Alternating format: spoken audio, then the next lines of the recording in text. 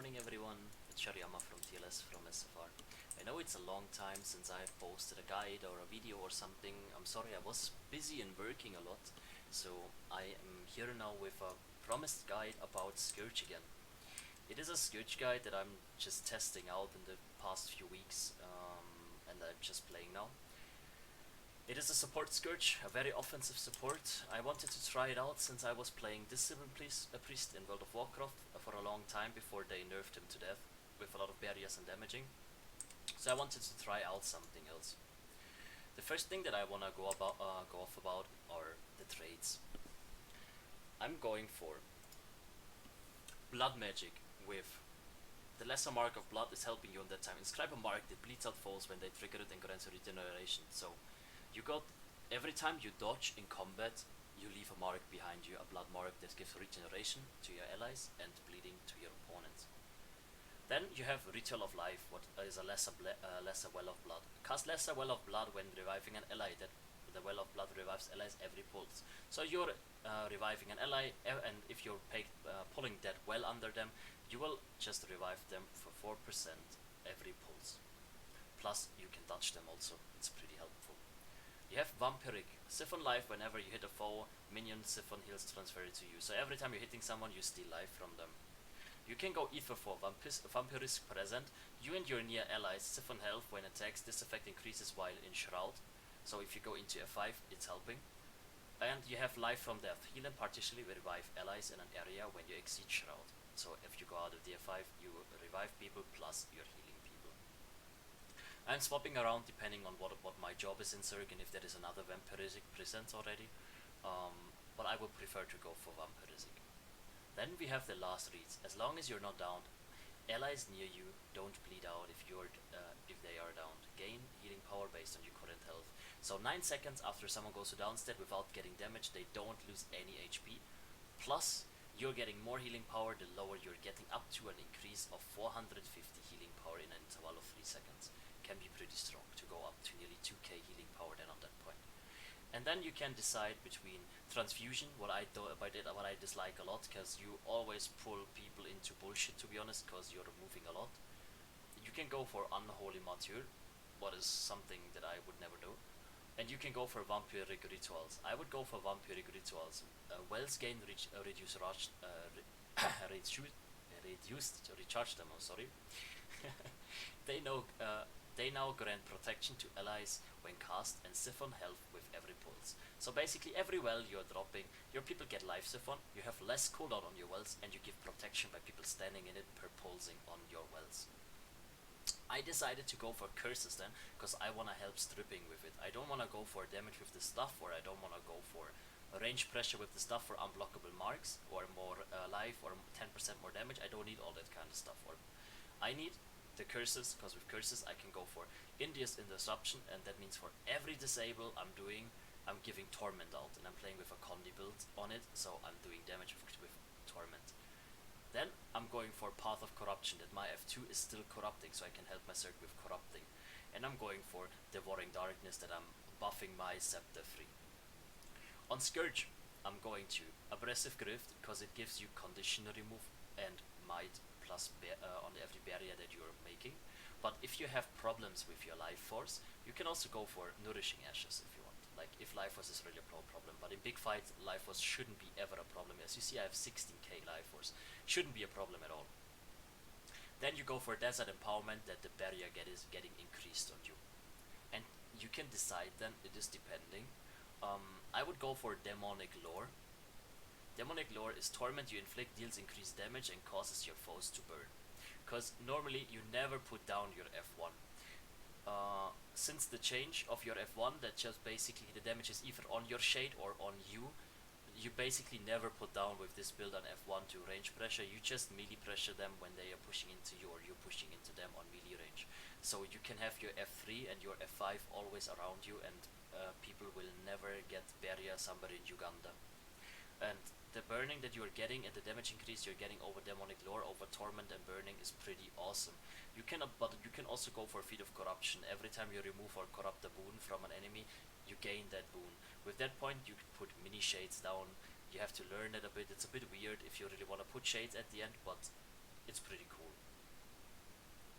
Um, yeah. But you can also, if you are a beginner, you can go for the big shade, and the big shade is helping you with just being more on point of it, and also your F1 when you drop it at the end at your Zerg, you also put 2k barrier on your Zerg and you inflict torment. So it's up to you.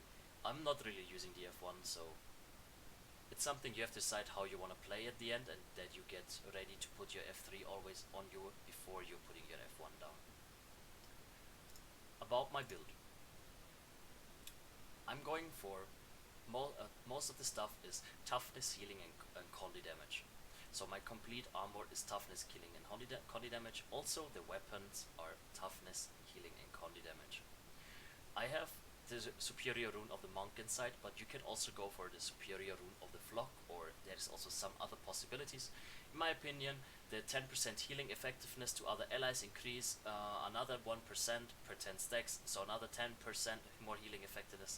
I want to have that healing effectiveness, so I just chose that. If you want to go for more vitality or more other stuff, or more condi damage, you can decide it on your own what rune you want there, and I want you to test it out yourself at the end.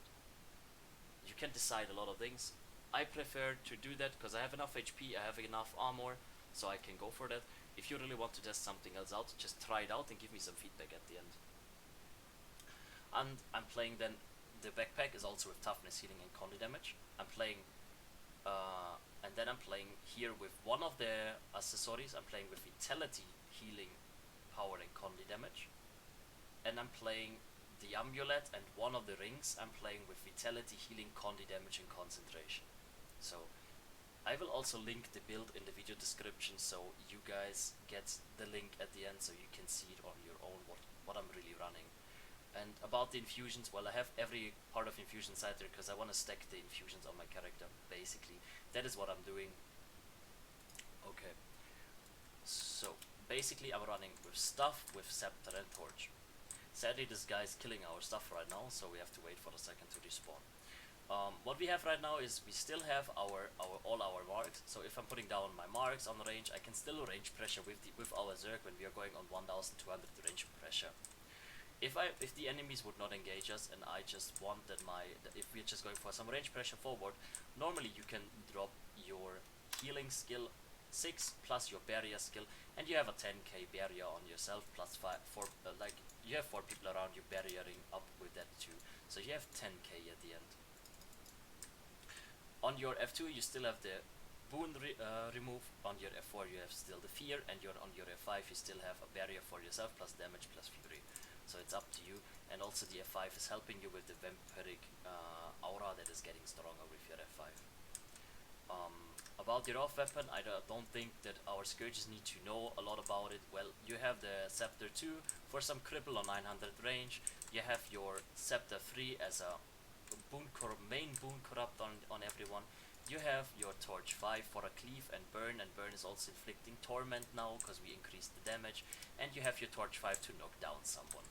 So you have a bit of CC, you have a bit of condi damage, and you have corrupts on that skills plus a range pressure on the enemies with your stuff if your Zerg needs the 1200 range pressure. Let's just stop attacking these guys that I can swap weapons again. Oops. As healing skill, you can use Send Flare. Send Flare is giving another barrier out for everyone around you, plus you cure conditions, and you give on your everyone.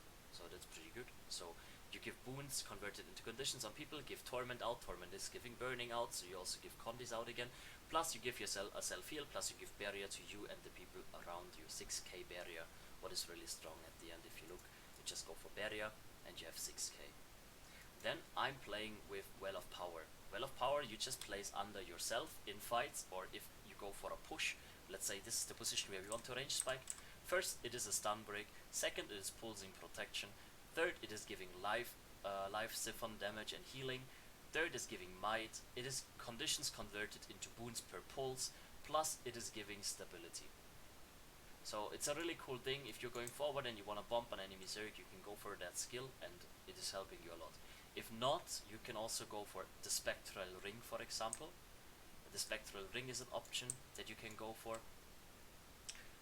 And then we have the Well of Corruption. Well of Corruption is also life siphon and a protection and a corrupt. I'm dropping that most of the time when we are melee pushing or we are getting pushed, so I'm corrupting the enemies, and while that I'm also helping my Zerg with life siphon and protection to stay on that well and help it basically to corrupt the enemy and help my people with protection and with lifesteal. But you can also drop that on your Zerg if you're range pressuring, that people get the life siphon at the end. Then you have the Trail of Anguish. Trail of Anguish is a break stun for yourself. It's a boon converted into condition. It's giving stability for everyone, so you have a stability source if you're pushing forward. And yeah, swiftness for your people. So it's something, it's your self cooldown would be really good if you're using that on pushing, for example, in the enemy Zerg, that everyone behind you also gets stability. But you can also use it as a stun break for yourself in a very weird situation. Then we have the Breach. Well, I don't think I need to tell anything about the Breach. The Breach is when you're playing a Condi build. Every time you dodge, as you see, that is the blood mark. And if you go for the Breach, it is just a huge amount of damage. So if you're well together in the Breach, you can just go for a lot of Condi damage. As you see, we are having 1,450 Condi damage, 1,200 healing power. So now I'm having 1,100 Condi damage after the boons are gone. So this is what the build has about. It's enough Condi damage to deal some damage. It is helping corrupting. You can go for healing. You have enough healing power to help the Zerg at the end. You also have around 3,000 armor and 23,000 HP, what is helping you with surviving a lot, so you're very tanky. And the last thing that I can say about is that the Sand Flare, even when it's giving barrier to yourself, you can also use the Well of Blood to control the down states a bit more, so you can heal the people a bit more with your well, and so also you're getting the buff from Vampiric Rituals on that. You can use that over Sand Flare. I'm swapping that out all the time depending on the situation for my people around me. On the gameplay, what I'm mostly doing is I'm normally range pressuring with my stuff, going to my scepter, pressuring with my scepter as good as I can when we get into range. I'm holding my F3 on cooldown as I'm holding my heal skill on cooldown on every engage. So every time people are getting bombed, they have barrier, so I'm helping my healers and also my guardians, that people are, if they need a stun break, they have some barriers so they don't go down immediately.